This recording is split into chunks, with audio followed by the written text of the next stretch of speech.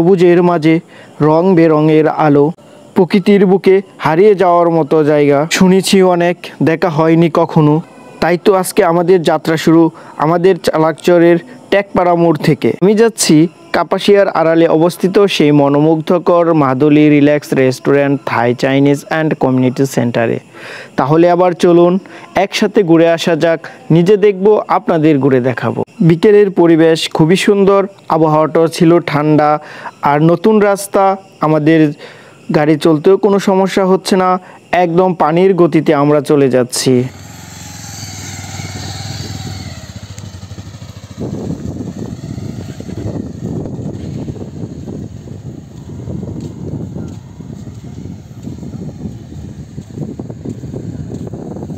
অবশেষে আমাদের গন্তব্যে আমরা পৌঁছে গেছি, Maduli relax restaurant, Thai, Chinese and community সেন্টারে।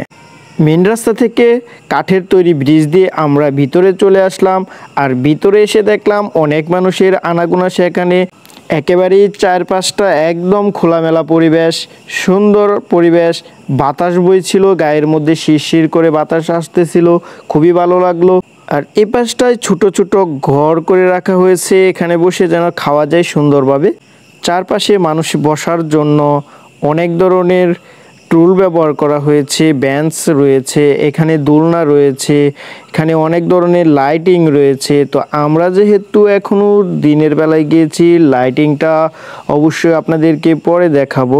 এখানে আমার সবচেয়ে বেশি ভালো লেগেছে যে এখানে অজুর ব্যবস্থা রয়েছে, একদম ধূমপান মুক্ত এরিয়া।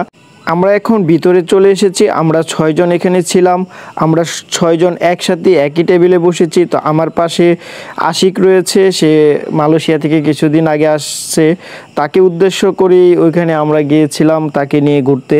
আর আমি মেনুটা হাতে নিয়ে দেখছিলাম যে কি খাওয়া যায়। তো আমরা অবশেষে পছন্দ করেছি যে নান, রুটি আর হচ্ছে চিকেন চাপ খাবো। তো আমাদের জন্য খাবার তৈরি করা হচ্ছে, খাবার আমাদের টেবিলে চলে আসলো, আর এখন আমরা খেয়ে দেখব যে খাবারের মান কেমন। এখানে ভিতর এবং বাহিরের পরিবেশটা আমার কাছে খুবই ভালো লেগেছে, খাবার আমার কাছে খুবই ভালো লেগেছে। এখানকার ভিতর এবং বাহিরের পরিবেশ দুটোই আমার কাছে অনেক ভালো লেগেছে।